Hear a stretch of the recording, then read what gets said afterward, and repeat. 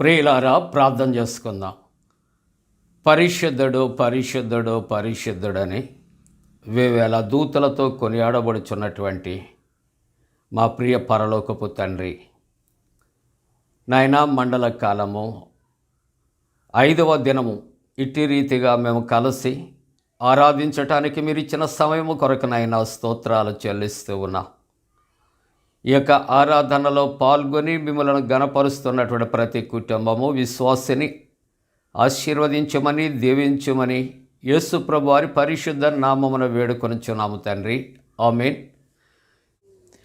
ప్రియులారా, మనకై యేసు మరణించే ఈ కీర్తన ద్వారా ఆరాధన కార్యక్రమంలో ప్రవేశిద్దాం. మనకై యేసు మరణించే, మన పాపముల కొరకే, నిత్య జీవమునిచ్చుటకే, సత్యుండు సజీవుడాయే, నిత్య జీవమునిచ్చుటకే, సత్యుండు సజీవుడాయే. తృణీకరింపబడే, విసర్జింపబడెను, తృణీకరింపబడే, విసర్జింపబడెను, దుఃఖాక్రాంతుడాయే, వ్యసనముల భరించెన్, దుఃఖాక్రాంతుడాయే, వ్యసనముల భరించెన్.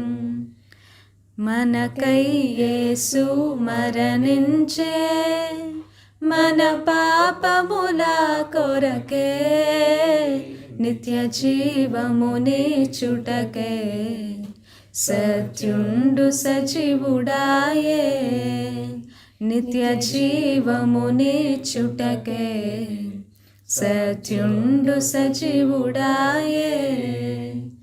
మన వ్యసనముల వహించే, మన దుఃఖముల భరించే, మన వ్యసనముల వహించే, మన దుఃఖముల భరించే, మనమెన్నిక చేయకయే, మన ముఖముల ద్రిప్పితిమి, మనమెన్నిక చేయకయే, మన ముఖముల ద్రిప్పితిమి.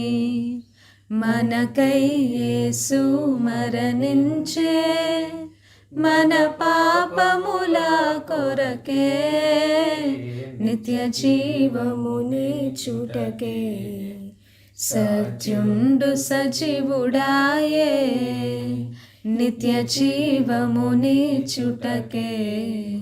సత్యుండు సజీవుడాయే.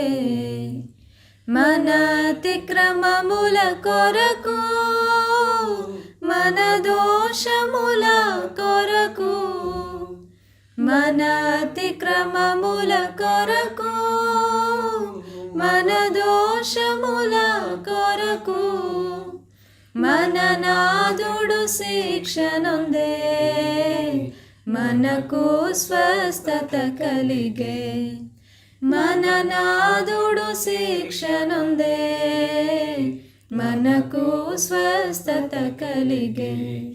మనకై యేసు మరణించే, మన పాపముల కొరకే, నిత్య జీవమునిచ్చుటకే, సత్యుండు సజీవుడాయే, నిత్య జీవమునిచ్చుటకే, సత్యుండు సజీవుడాయే. గొర్రెల వలె తప్పితిమి, పరుగిడితిమి మన దారిన్, గొర్రెల వలె తప్పితిమి, పరుగిడితిమి మన దారిన్, అరుదెంచే కాపరియై, అర్పించే ప్రాణమును, అరుదెంచే కాపరియై, అర్పించే ప్రాణమును, ప్రాణమును మనకై యేసు మరణించే మన పాపముల కొరకే నిత్య జీవమునిచ్చుటకే సత్యుండు సజీవుడాయే నిత్య జీవమునిచ్చుటకే సత్యుండు సజీవుడాయే దౌర్జన్యమునొందేను బాధింపబడెను దౌర్జన్యమునొందేను బాధింపబడెను తన నోరు తెరువలేదు మనకై క్రయదయమేయం తన నోరు తెరువలేదు మనకై క్రయధనమేయం మనకై యేసు మరణించే మన పాపముల కొరకే నిత్య జీవమునిచ్చుటకే సత్యుండు సజీవుడాయే నిత్య జీవమునిచ్చుటకే సత్యుండు సజీవుడాయే సిలువలో వ్రేలాడే సమాధిలో నుండే సిలువలో వ్రేలాడే సమాధిలో నుండే సజీవుండై లేచెన్ స్తోత్రము హల్లెలూయా సజీవుండై లేచెన్ స్తోత్రము హల్లెలూయా మనకై యేసు మరణించే మన పాపముల కొరకే నిత్య జీవమునిచ్చుటకే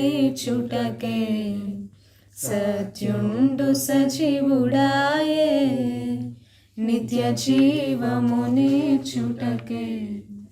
సత్యుండు సజీవుడాయే. తండ్రి యొక్కయు కుమారుని యొక్కయు పరిశుద్ధాత్మ యొక్కయు నామమున ఆమేన్. ప్రభువా మమ్మను కనికరింపుము, క్రీస్తు మమ్మను కనికరింపుము, ప్రభువా మమ్మను కనికరింపుము. మనమందరము కలిసి అపోస్తల విశ్వాస ప్రమాణాన్ని ఒప్పుకుందాం. భూమి ఆకాశములను సృజించిన సర్వశక్తి గల తండ్రి అయిన దేవుని నమ్ముచున్నాను. ఆయన కుమారుడును మన ప్రభు అయిన యేసుక్రీస్తు నమ్ముచున్నాను. ఈయన పరిశుద్ధ ఆత్మ వలన గర్భమున ధరింపబడి కన్యైన మరియకు పుట్టి పొంతి పిలాతు అధికారము క్రింద శ్రమపడి సిలువ వేయబడి చనిపోయి సమాధి చేయబడననియు అదృశ్య లోకములోనికి దిగననియు చనిపోయిన వారిలో నుండి మూడవ దినమున లేచి పరలోకమునకెక్కి సర్వశక్తి గల తండ్రి దేవుని కుడి చేతి వైపున కూర్చుండి ఉన్నాడనియు సజీవులకును మృతులకును తీర్పు చేయటకు అక్కడ నుండి వచ్చిననియు నమ్ముతున్నాను. పరిశుద్ధాత్మ నమ్ముతున్నాను. పరిశుద్ధ క్రైస్తవ సంఘముకు పరిశుద్ధుల సహవాసమును పాపక్షమాపణయు శరీర పునరుద్ధానమును నిత్య జీవమును నమ్ముచున్నాను. ఆమేన్. ప్రియులారా, అందరము అలాగే నిలుచుండి పరిశుద్ధ గ్రంథాలు తెరచి 90వ సంకీర్తన మొదటి వచనము నుండి 10 వచనాలు ఉత్తర ప్రత్యుత్తర రీతిగా చదువుకుందాం. 90వ సంకీర్తన మొదటి వచన ప్రారంభం. ప్రభువా, తరతరముల నుండి మాకు నివాస స్థలము నీవే. పర్వతములు పుట్టక మునుపు, భూమిని లోకమును నీవు పుట్టింపక మునుపు, యుగయుగములు నీవే దేవుడవు. నీవు మనుష్యులను మంటికి మార్చుచున్నావు, నరులారా తిరిగి రండని నీవు సెలవిచ్చుచున్నావు. నీ దృష్టికి 1000 సంవత్సరములు గతించి నిన్నటి వలెనున్నవి, రాత్రి అందలి ఒక జాము వలెనున్నవి. వరద చేతనైనట్టు నీవు వారిని పారగొట్టివేయగా వారు నిద్రింతురు, ప్రొద్దున వారు పచ్చగడ్డి వలె చిగురింతురు. ప్రొద్దున్న అది మొలిచి చిగురించును, సాయంకాలమున అది కోయబడి వాడబారును. నీ కోపము వలన మేము క్షీణించుచున్నాము, నీ ఉగ్రతను బట్టి దిగులు పడుచున్నాము.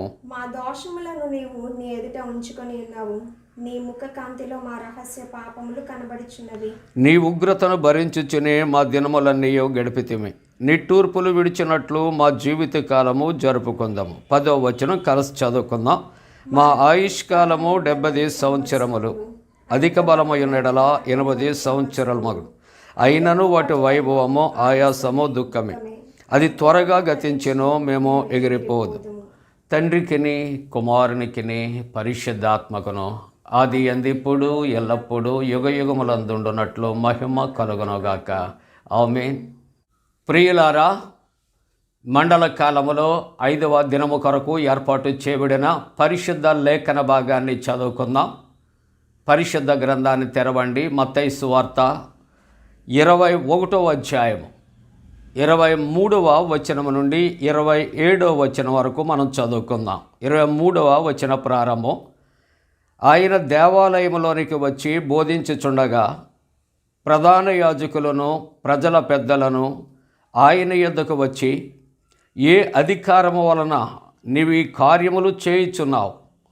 ఈ అధికారం ఎవడు నీకు ఇచ్చినని అడుగగా, యేసు, నేనును మిమ్మును ఒక మాట అడుగుదును, అది మీరు నాతో చెప్పిన ఎడల నేనును ఏ అధికారం వలన ఈ కార్యములు చేయుచున్నానో అది మీతో చెప్పుదును.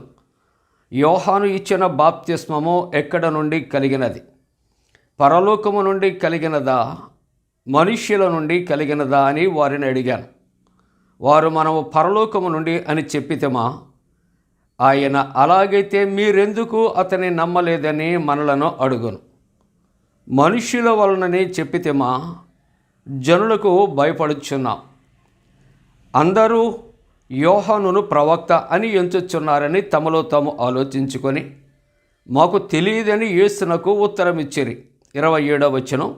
అందుకు ఆయన, ఏ అధికారము వలన ఈ కార్యములు నేను చేయుచున్నాను అదియు మీతో చెప్పను. ప్రార్థన చేసుకుందాం. పరిశుద్ధుడా, నీకు వందనాలు. నీ పరిశుద్ధ లేఖనాన్ని చదివిన బిడ్డలందరినీ దీవించండి.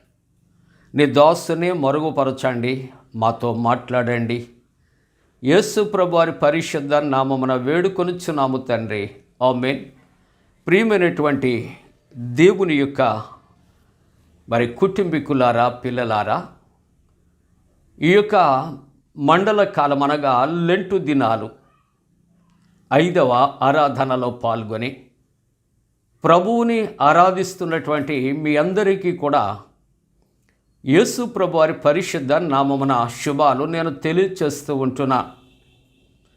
ఈ దినము మనకు ఇవ్వబడినటువంటి అంశము సకలాధికారము. చెప్తారా? మనకు ఇవ్వబడినటువంటి అంశము సకలాధికారం.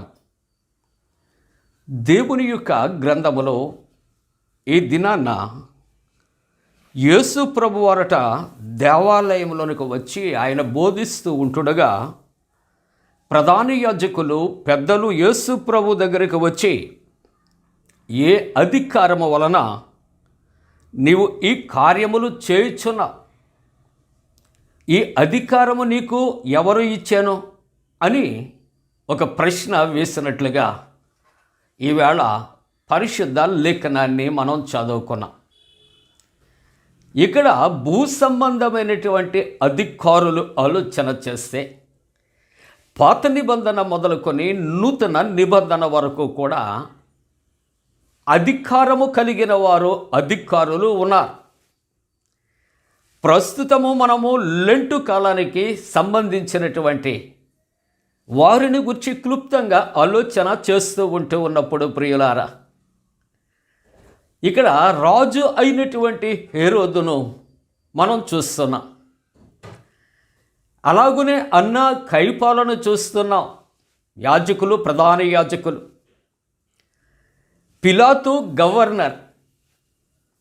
ఇలాగున ఈ నూతన నిబంధన మండల కాలములో కొంతమంది అధికారులు అధికార దాహమో అధికార వ్యామోహముతో వారు యేసు ప్రభువుని హింసించినటువంటి సంఘటనలు పరిశుద్ధ లేఖనాలు నూతన నిబంధనలో వ్రాయబడ్డాయి. ఈ అధికారులు ఎంతవరకు జీవించారు? ఈ అధికారుల యొక్క అధికారము అది ఎంతవరకు సద్వినియోగం అయ్యింది లేక దుర్వినియోగం అయ్యింది? ఈ అధికారుల యొక్క ఆత్మీయ పాత్ర ఏమిటి, స్థితిగతులు ఏమిటి మనకు తెలిసినటువంటి సంగతులు. వీరందరి కొరకు ఆలోచన చేస్తూ ఉంటూ ఉన్నప్పుడు అధికారులే కానీ వారు పై అధికారులకు భయపడినటువంటి వారు మండల కాలంలో కొంతమంది కనిపిస్తున్నారు కదా. మచ్చుకి ఉదాహరణకి ఒకరి కొరకు నేను ఆలోచన చేస్తూ ఉంటున్నప్పుడు యేసు ప్రభు వారికి తీర్పు తీర్చే సమయంలో పిలాతు ఏమంటున్నాడో గుర్తు చేసుకుంటున్నారా? ఈయనలో ఏ దోషము లేదు, నీతిమంతుడు అని స్టేట్మెంట్ ఇచ్చాడు కదా. తన యొక్క భార్య, నేను ఇదిగో ఉదయకాలములో ఒక స్వప్నాన్ని నేను చూచాను, ఆయన నీతిమంతుడు, ఆయన జోలికి పోవద్దని ఒక ఉత్తరం పంపించినట్లు దైవ గ్రంథములో వ్రాయబడి ఉంది కదా. మరి అటువంటి పరిస్థితుల్లో ఎందుకు అధికారి అయినటువంటి పిలాతు, గవర్నరు అయినటువంటి పిలాతు ఎందుకు యేసు ప్రభువారిని సిలువకు అప్పగించాడు? తన అధికారం ఏమైపోయింది? మనం ఆలోచన చేస్తూ ఉంటున్నప్పుడు ఆ ఎదుట ఉన్నటువంటి వ్యక్తులు అంటారు, నీవు యేసు ప్రభువుని విడిచిపెట్టావా, ఇదిగో కైసరికి నీవు శత్రువైపోతావు. ప్రియ దేవుని బిడ్డలారా, పిలాతు యొక్క అధికారం ఏమైపోయింది? పిలాతు విడిచి పెట్టడానికి లేక శిక్షించటానికి అధికారం ఉన్నది ప్రియులారా. కానీ ఈ యొక్క తీర్పు సమయంలో వీరు అధికారాలు ఎటువంటి దుర్వినియోగం అయ్యాయో మనం ఒక్క మాట జ్ఞాపకం చేసుకుంటే, యేసు ప్రభువారు ఆ ప్రాంతపు వాడు కాదని ఈయన, ఆ ప్రాంతపు వాడు కాదని ఆయన, యేసు ప్రభుని అధికారంలో ఉన్నటువంటి వీరు అక్కడ వారు ఇక్కడకు కూడా ఆ రాత్రి యేసు ప్రభుని త్రిప్పినటువంటి దాఖలాలు నూతన నిబంధనలో లేవా? వారి అధికారము ఏమైపోయింది ప్రియులారా? ఈ లోక సంబంధమైనటువంటి అధికారములు అన్నీ కూడా ఏదో ఒక దినాన్న అవన్నీ కూడా ఆవిరి అయిపోతాయి ప్రియులారా. ఈ అధికారాలు అశాశ్వతమైనవి. మనుష్యులే, అధికారులే అశాశ్వతమైనటువంటి వారు. ప్రపంచములో ఏ చరిత్ర తిరగవేసినప్పటికీ కూడా రాజ్యాలు, రాజులు, కోటలు ఇవన్నీ కూడా మంటిపాలైపోలేదా? కానీ ఇక్కడ యేసు ప్రభువారు ఈవేళ మనకిచ్చినటువంటి అంశములో ఆయన ఎటువంటి అధికారి అంటే సకల అధికారి. లోక సంబంధమైనటువంటి అథారిటీస్ ఉంటాయి, అధికారులు ఉంటారు, వారికి కొన్ని అధికారాలు ఇవ్వబడతాయి. ఎంతవరకు అని ఆలోచన చేస్తే వారికి లిమిటేషన్ అని ఉంటుంది. ఆ పరిధులు వారు దాటటానికి అవకాశము లేదు. కానీ యేసుక్రీస్తు ప్రభువారి యొక్క అధికారము ఎటువంటిది అని ఆలోచన చేస్తే సకలమైన వాటి మీద అధికారము, వాటి మీద వీటి మీద కాదు, అన్నిటి మీద అధికారము కలిగిన వాడు. అందుకనే అథారిటీ ఓవరాల్ అని ఒక మాట చెప్పబడుచున్నది. అథారిటీ ఓవరాల్, అన్నిటి మీద ఆయన అధికారము కలిగి ఉన్నాడు ప్రియులారా. నేను ఐఎమ్ అథారిటెడ్ అని చెప్పుకుంటాం కాదు. తను పంపించినటువంటి తండ్రి అయిన యెహోవా దేవుడు తన కుమారుని కొరకు ఆయన సాక్ష్యమిస్తూ ఉన్నాడు. అధికారం ఇచ్చి అన్నిటి మీద ఆయన పంపించాడు అని లేఖన ఆధారాలు మనకి ఉంచి ఉన్నాయి. అటువంటి పరిస్థితుల్లో వీరు అనుకుంటున్నారు ఈ లోక సంబంధమైన అధికారాలు శాశ్వతము, ఈ అధికారులము శాశ్వతమైన వారము అని అనుకొని ఇక్కడ ఉన్నటువంటి ఎవరి మీద సకలాధికారి మీద తిరుగుబాటు చేస్తూ ఉన్నారు ప్రియులారా. ఏమండి, ఒక నక్కొచ్చి పులి మీద తిరగబడిందట. ఏమండి, ఒక కప్పొచ్చి సింహం మీద తిరగబడిందంట. నవ్వుకునే విషయాలు కదా అండి.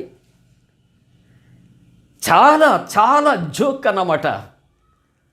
యేసు ప్రభు వారు సకలాధికార, ప్రతి వాణి మీద ప్రతి వాటి మీద ఆయన అథారిటీ, అధికారము కలిగినటువంటి వ్యక్తి అయితే, ఇంతలో కనిపించి అంతలో మాయమైపోయే మానవుడు వచ్చి యేసు ప్రభుని క్వశ్చన్ చేయటం సమంజసమా? దైవవాక్యాన్ని, ఆయన సకల అధికారాలు ఏ విధంగా ఉన్నాయి అని ఆలోచన చేద్దాం ప్రియులారా. ఈ లోకములో మరి ఒక వైపు మత్తయి సువార్త 4వ అధ్యాయంలో యేసు ప్రభువారు ఆయన ఎత్తైన కొండ మీదకి బాప్తిస్మం తర్వాత, ఉపవాసము తర్వాత, కొనిపోబడిన తర్వాత అపవాది అంటుంది లోకరాజ్యాలన్నీ నావే. అవునండి ప్రియులారా, అన్నీ చేసేసిన తర్వాత చివర వస్తారన్నమాట, నేనే ఇవన్నీ. లోకాధికారి. ఈ లోకాధికారి అంటే ఇదేదో రెస్పెక్టబుల్ జాబ్ కాదండి. అపవాది, సతాను, అంధకారము. కానీ సకలాధికారి అయినటువంటి యేసు ప్రభు తేజోమయుడు, ఆయన రక్షణకర్త. అందుకనే దేవుని యొక్క వాక్యాన్ని మనం ధ్యానం చేస్తూ ఉన్నప్పుడు ప్రియులారా, యేసు ప్రభు వారిని అడగవలసిన ప్రశ్నలు అడిగారు. కానీ వాటికి ఏ జవాబు చెబితే ఏది సిగ్గుపడాలని భయపడి వారి నోటికట గాడ్రేజ్ తాళం వేసుకున్నారని మనం చెప్పుకోవాలి, లేక ప్లాస్టర్ వేసుకున్నారని చెప్పుకోవాలి. పెదవి విప్పితే ప్రభువుకి దొరికిపోతామనే భయం ప్రియులారా. ఎవరికండి? ఈ లోక అధికారముతో ఉన్నటువంటి వ్యక్తులు, ప్రధాన యాజకులకు, పెద్దలకు, యేసు ప్రభువుకి భయపడటానికి కారణం ఆయన ఎవరు అంటే సకల అధికారము కలిగినటువంటి వాడు.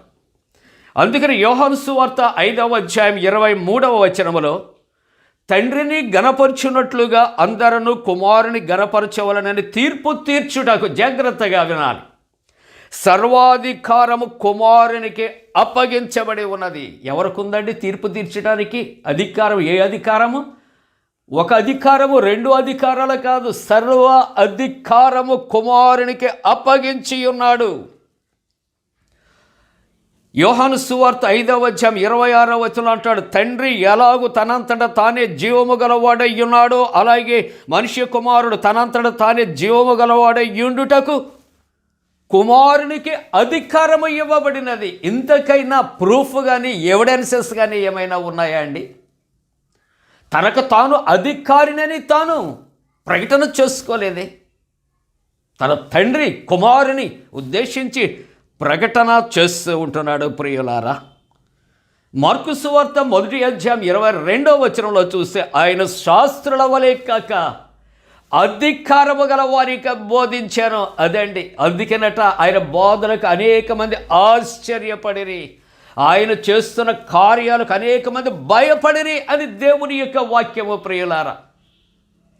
ప్రభు అంటే సింహ స్వప్నం. క్రీస్తు ప్రభుని చంపటానికి ఎందుకు వారు ఒడగట్టారో మీకు తెలుసు ఒక సీక్రెట్. యేసు ప్రభువును చూస్తే అధికారులకు వెన్నులో చలి ముట్టేదండి, వారి బ్రతుకులు పోతాయి. కాబట్టి ప్రభువుని చంపాలని దురుద్దేశ్యముతో పన్నాగాలు పన్నారు అంతే, అంతకు మించి సీక్రెట్ ఏమీ లేదు. ప్రభువుని ఎదుర్కొనలేక ఆయన సకల అధికారము కలిగినటువంటి దేవుడు.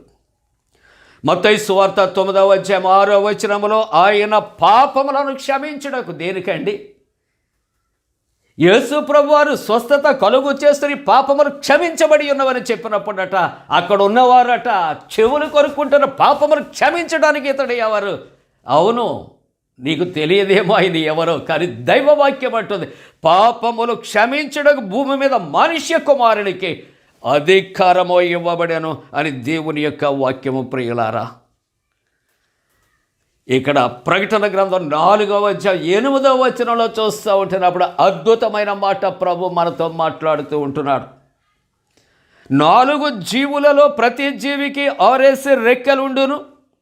అవి భూత వర్తమాన భవిష్యత్ కాలములలో ఉండు సర్వాధికారియు. ఈ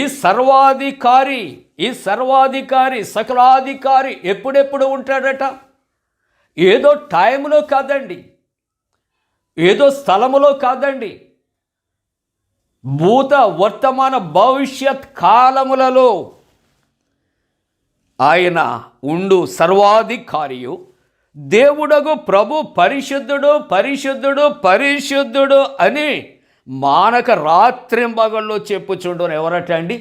ఆ 8వ వచనం 4వ అధ్యాయం ప్రకటన గ్రంథంలో చూస్తే ఆ 4 జీవులలో ప్రతి జీవికి 6 రెక్కలు ఉండును.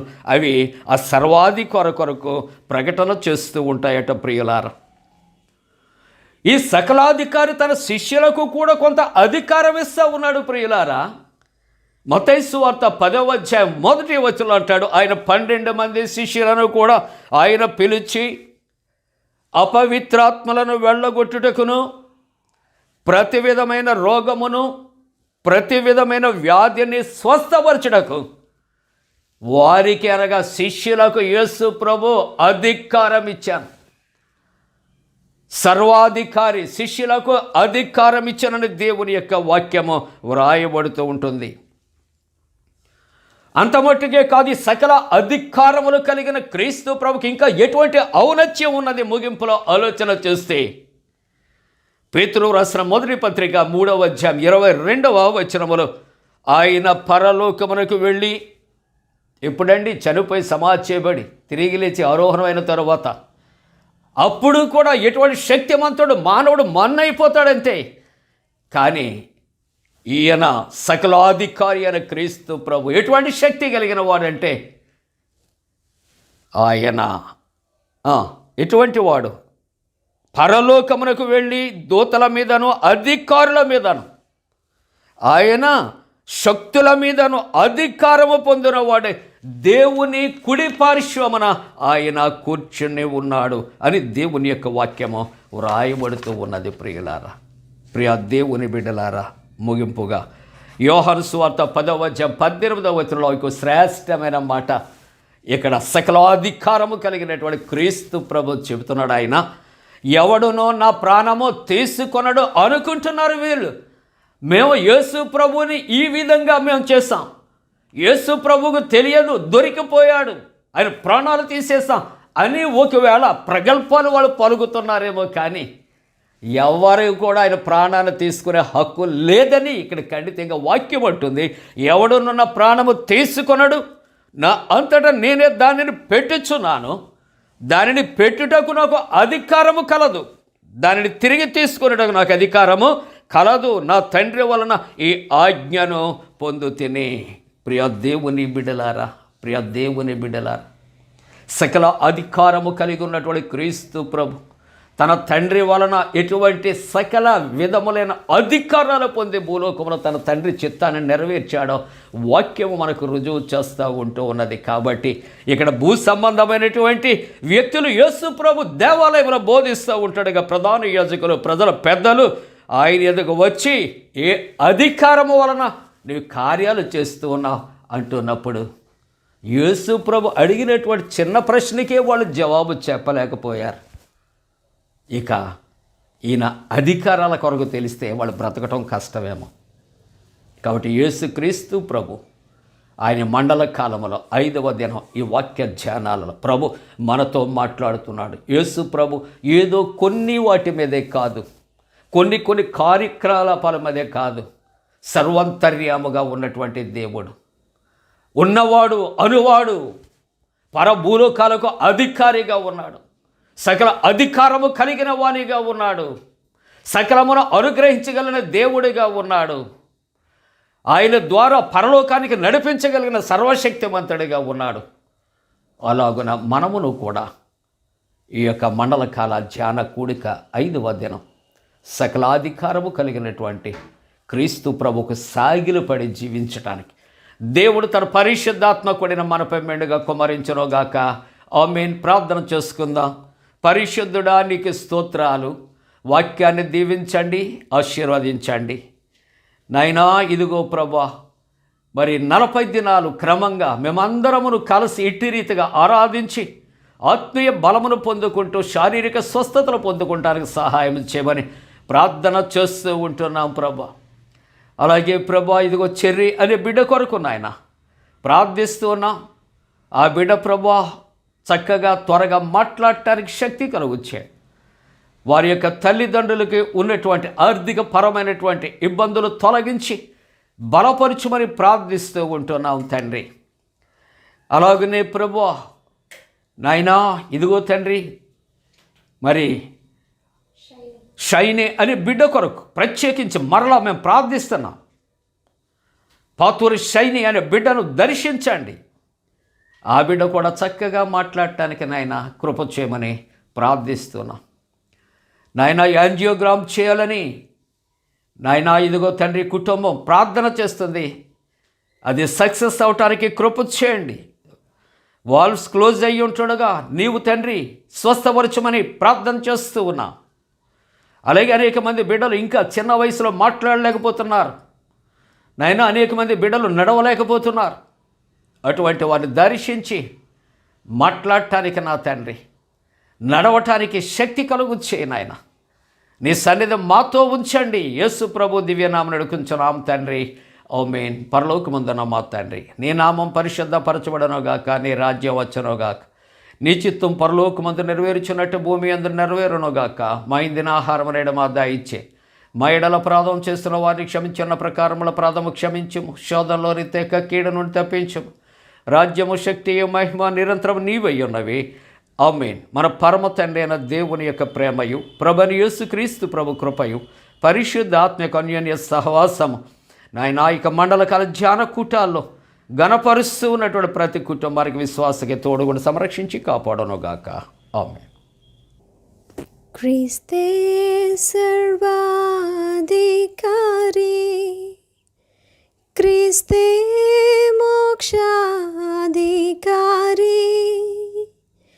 క్రీస్తే మహోపకారి, క్రీస్తే ఆశీర్వాదారి, క్రీస్తే సర్వాధికారి.